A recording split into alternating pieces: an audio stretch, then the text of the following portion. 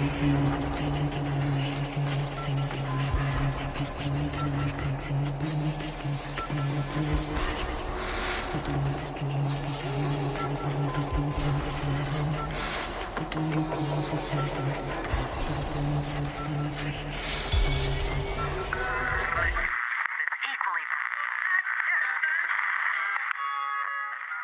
Los Rezados Podcast.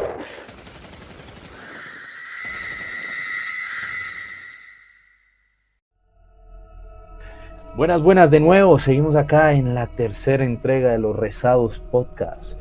Ni una más, ni una menos.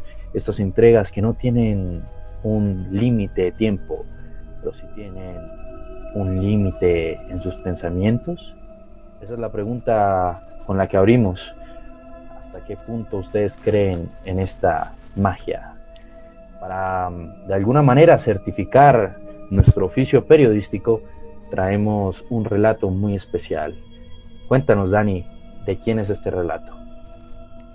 Bueno, queridos oyentes, el siguiente relato es un relato muy especial, es un relato muy cercano a mí, ¿sí? Es el relato de un amigo muy cercano de la familia que nos cuenta cómo una persona resulta siendo víctima de sus propios intentos de blindarse, ¿no? Y nos cuenta de manera muy específica cómo estos ritos terminan siendo contraproducentes y de hecho también menciona muy directamente el tema de las mujeres dentro de estos procesos de brujería, Juanma. Vamos ya mismo a escuchar el relato, no se lo pierdan. Buenas, mi nombre es Ricardo Acevedo. La historia que voy a contarles le sucedió a mi primo Jason. Nosotros somos de Villavicencio. Mi primo, para más o menos cuando él ya tenía una edad ya de 19 años, él se le ocurre la gran idea de meterse a un grupo guerrillero, por lo que mi tío Paco le había comentado que estaban haciendo unas ofertas allá de reclutamiento, sus grupos armados, donde ellos justamente les iban a dar pues, unas cantidades de dinero a ellos muy sustanciosas y pues les pareció bueno meterse y toman la idea de hacerlo. Uno de los guerrilleros les recomendó a ellos que para que ellos no cayeran o no los mataran por allá, porque pues allá la vida es bastante dura, que fueran donde una bruja para que les hiciera un hechizo de protección. Ellos pues son muy creyentes en muchos de esos temas. Allá en Villavicencio el tema de la brujería es muy hablado y muy conocido. Entonces ellos van donde la bruja y, y hacen el ritual. El ritual, según lo que me contó una vez mi tío, es que lo hacen basado en unas hierbas y a la persona se le hace un ritual ahí todo, donde lo bañan con esas hierbas, donde les echan una cantidad de cosas, de donde la bruja está haciendo una cantidad de vainas alrededor de ellos, mientras que ellos están ahí sufriendo, teniendo como una especie de baño. Después de eso recogen las hierbas y las meten en botellas, las cuales se las entregan con unas condiciones, que creo que son como tres. Una es que la botella tiene que estar protegida, o sea, no le puede pasar nada malo a la botella, no la pueden romper, no la pueden dejar que le pase algo porque pues la protección no solamente se pierde, sino que el demonio podría reclamar el alma de ellos. La segunda es que ellos tienen que mantenerlas en lugares ocultos, en sitios donde casi nadie las pueda ver, para que pues así mismo tenerlas protegidas. Y el tercero y más importante es que no las puede tocar ni mujer, o sea, ninguna mujer puede tocarlo ni verlo. Entonces con esas tres condiciones ellos se llevan sus botellas, las envuelven y se las llevan. Duraron un año en el grupo armado y ellos se escapan porque pues no les cumplieron ni con el dinero ni con nada. Y pues la vida ya era bastante dura y toman la decisión de escaparse y vuelven otra vez a la ciudad de Villavicencio. Ellos al volver se quedan en la casa de mi abuela. Mi abuela pues vive con mi tía y mi tía pues tiene niños y pues son niños pequeños, más o menos de la edad de 7 a 8 años. Entonces ellos tienen la costumbre de jugar mucho en la casa. Resulta que Jason esconde las botellas debajo de la cama, pues cada una envuelta en un trapo, y adicional le pusieron un trapo más, para que nadie las tocara ni se rompieran ni nadie las mete debajo de la cama. Es las que busca un sitio mejor para guardarlas. En ese momento, pasando unos días, los niños empiezan a jugar a las escondidas. Una de las niñas entró debajo de la cama y le dio curiosidad de mirar qué había dentro de los trapos. Y encuentra una de las botellas. En ese momento, mi primo ingresa al cuarto, se da cuenta que una de las niñas está ahí. Y según lo que me comenta mi tío, pues él se puso de mal genio, llamó a mi tío y le dijo que mire que una de las botellas las había sacado y que una de las niñas la había sacado. Entonces mi tío le dice que tranquilo porque dijeron que era una mujer, no una niña. Entonces ellos como que dijeron, bueno, esperemos que no pase nada. Al pasar una semana, mi primo empieza a decaer de salud, empieza a sentirse un poco enfermo. Un día que estaban almorzando, se hizo una carne asada. Mi primo estaba comiendo cuando el pronto, ¡pum!, se cayó. Quedó desmayado en el comedor. Lo llevan al médico. El médico dice que la carne que él estaba comiendo tenía un parásito, porque es posible que el parásito lo tenga ahorita alojado en la cabeza, que no sé qué, que está en el cerebro. Y por causa de esa cuestión, el man está muy mal. Entonces empiezan a hacerle varios exámenes y empiezan a encontrarle una cantidad de enfermedades a mi primo, que estaba mal de la sangre, que una cantidad de cosas, que posiblemente tocaba hacerle una cirugía. Cuando hicieron los exámenes para hacerle la cirugía, descubren que también tenía SIDA. Entonces una cantidad de enfermedades se empiezan a formar en él. Él tenía una pareja, inclusive él tenía un niño, y en ese momento la esposa se hizo el examen y todo para mirar que ya no estuviera también con el virus del VIH. Los médicos dicen que no, que ella está bien, que no tiene nada, pero que tiene que volverse a hacer el examen más adelante. Mi primo entra y sale de comas, le hicieron la cirugía, pero su salud sigue deteriorándose. Mi tío, al ver la situación, él va donde la bruja para hablar con ella y decirle que si todo eso es debido a que la botella que se sacó fue la de mi primo, y que si es posible deshacer esto.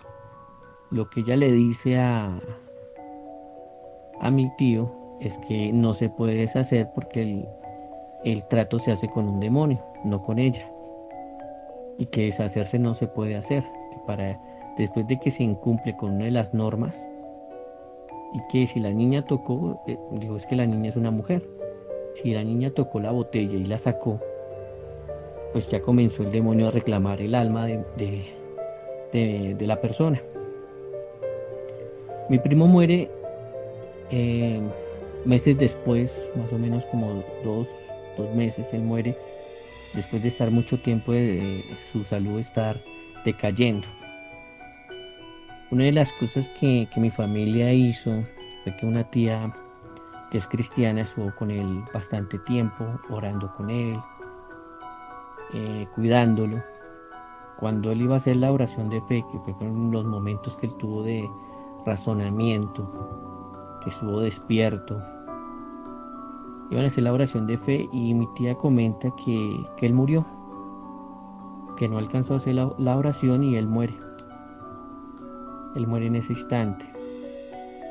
Él murió como más o menos en el 2012. Eso fue como en agosto 28 más o menos.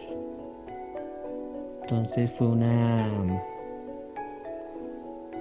momento duro para la familia, fue duro saber porque después con el tiempo supimos todo lo que sucedió, todo lo que pasó. Y fue duro para nosotros saber que, que sucedió todo y que no se pudo explicar de dónde fue el parásito, porque la carne la consumieron todos, pero solamente a él solamente él tuvo el parásito, que manifestó el SIDA cuando la pareja que él tenía, ese es el momento hasta ahora, y ella está bien, y otras enfermedades que se le manifestaron a él poco a poco hasta morir. Esa es la historia que puedo contar de mi primo, y es pues para que la conozcan, para que sepan y pues vean que en cierta manera, no sé si el concepto de hacer esos rituales sirva de a mucho o no sirva de nada, porque al final se incumple una de las normas, entonces la persona puede morir. Igualmente, pues para el que cree o no cree, en mi caso, ver todo lo que sucedió y ver que todo fue rarísimo, que no tuvo explicación, muchas cosas, nos hizo creer que eso fue por causa de ese ritual. Bueno, no siendo más, muchas gracias y hasta luego. Jason murió en el 2012 y este relato, como muchos de tantos colombianos, nos sigue dejando la piel de gallina. Les pregunto a mis compañeros, ¿qué opinan acerca de estas palabras, estos relatos que traemos acá en Los Rezados? No, pues yo personalmente opino que es una historia pues lamentable por cómo terminó. Creo que es parte del misticismo de este tipo de cosas, ¿no? Pues que este tipo de conjuros, hechicerías, rezos, tienen sus beneficios, pero también sus consecuencias, sus reglas, ¿no? Vemos que no es una situación en la que la persona rezada puede hacer lo que quiera y ya, sino que tiene unas condiciones y unas reglas, unos parámetros que debe seguir y pues si no, tiene consecuencias, como lo vimos lamentablemente con el caso de Jason. No sé qué piensen o opinen mis compañeros. No, totalmente, Nicolás, es un testimonio desgarrador que infortunadamente hace parte de las cifras de todo lo que hemos vivido nosotros como país y con tanta violencia que ha estado inmersa y está presente a lo largo y ancho de nuestra historia. Y pues continuando un poquito más esta historia y dándole continuidad al relato triste, me permito compartirles, compañeros, cifras estadísticas que nos presenta, el Centro de Memoria Nacional Histórica, y nos dice que en Colombia, entre los años de 1958 y el 2012, el conflicto armado ha causado la muerte de 218.094 personas, y que de estas cifras el 19% equivale a 40.787 muertos que fueron combatientes, y el 81% equivalen a 173.307 muertes que fueron civiles.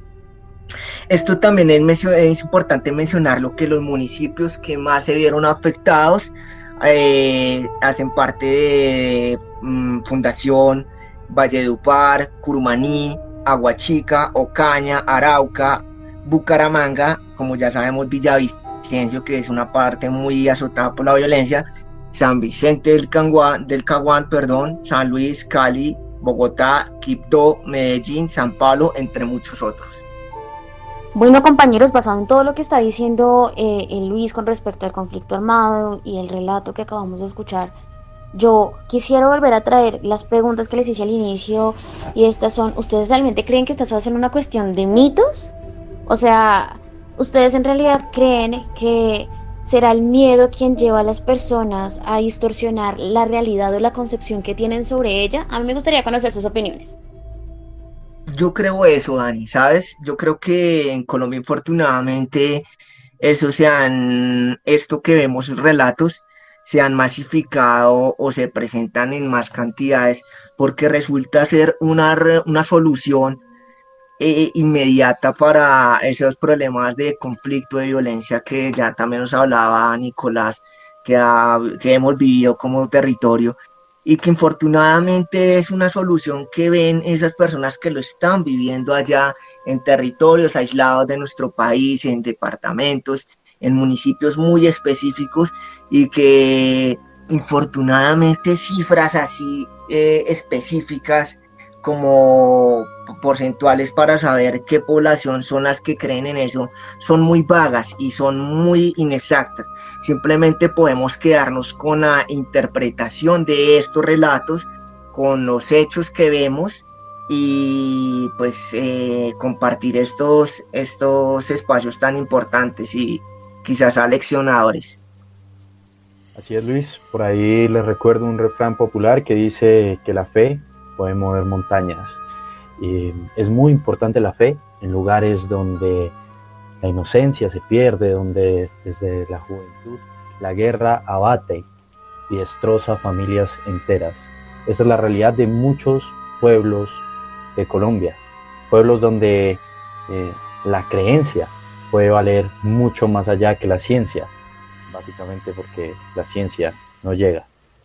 Esa es la realidad de muchos pueblos de Colombia y lo podemos ver gracias a los rezados. ¿Qué opina Dani de esto? Bueno, yo quería traer a nuestra conversación algo que es muy importante y que tenemos que tener en cuenta al momento de hablar de brujería, santería y demás cosas, y es que esto también tiene una razón etnográfica, ¿no, compas? O sea, no estamos hablando solamente de la brujería en razón a la concepción de los indígenas, estamos hablando de que en Colombia existe mucha interacción frente a estos conceptos y no solamente viene, por ejemplo, de la etnia indígena, sino también de campesinos, de afrodescendientes y demás. Y también entendemos que como esta práctica está adaptada de manera etnográfica y cultural, lejos de ser un sinsentido, de ser verdad o no, que ya próximamente vamos a discutir sobre eso, la magia es primitiva, sí, y le da sentido y le ha dado sentido a la existencia desde tiempos inmemorables, compas, ¿sí? Y en los saberes de la magia y por ende en sus formas de exponerse localmente, como brujería, remedio, secreto, es importante considerar que existe una complicada relación entre el mundo que se crea, ¿sí? Entre la realidad, ¿sí? Entre las realidades objetivas, relativas, de cómo se considera y se mire el mundo, y obviamente, y de manera ambivalente en varias formas y efectos de cómo se manifiesta esta dentro de la misma cultura.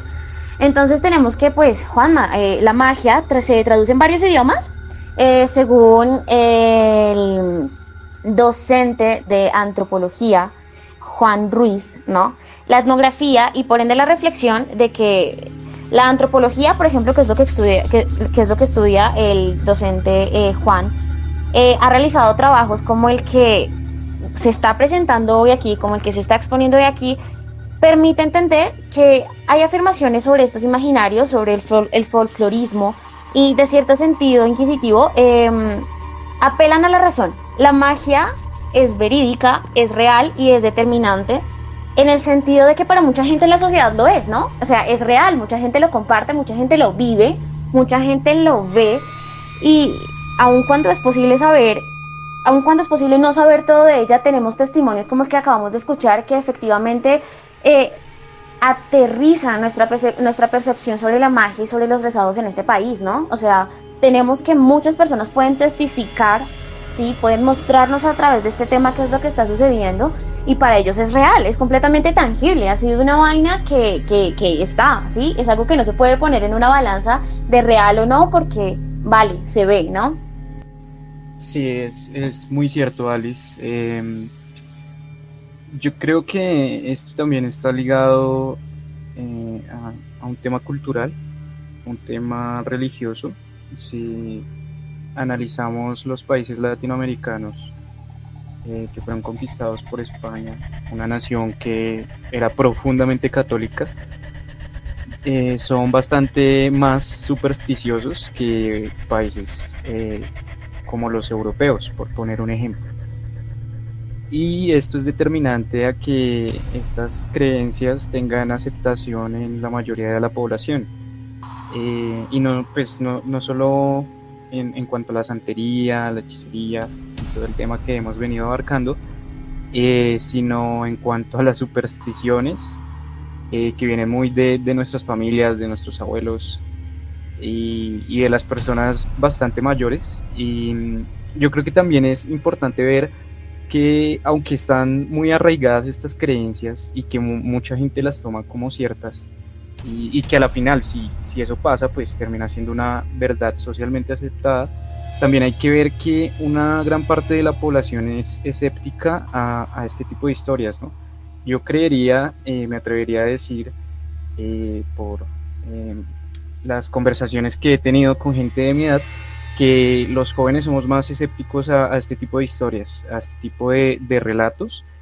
Y yo creo que a medida que pase el tiempo y estas nuevas generaciones sigan creciendo y lleguen más, pues estas creencias irán en decrecimiento. Bueno, estos temas nos llaman, nos llaman, nos llaman. La guerra siempre va a ser motivo de morbo. Y hacia esto también quiero dirigir un poco nuestra conversación. Pero eso será en un próximo podcast, amigos. Ya mucho por hoy. Esperemos dar un poco más de nuestro tema para los podcasts finales. Esperamos sigan muy pendientes de las redes sociales como Los Rezados Podcast en Spotify, en SoundCloud y asimismo para que comenten en Twitter con el hashtag Rezados Podcast. Sigan muy pendientes de este podcast porque es suyo.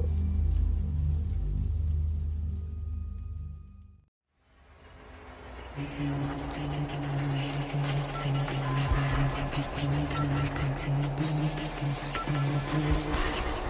No permitas que mi mente se alimente, no permitas que mi sangre se derrame. Que todo lo conoces, sabes de mis pecados, todo lo conoces de mi fe. No me desampares.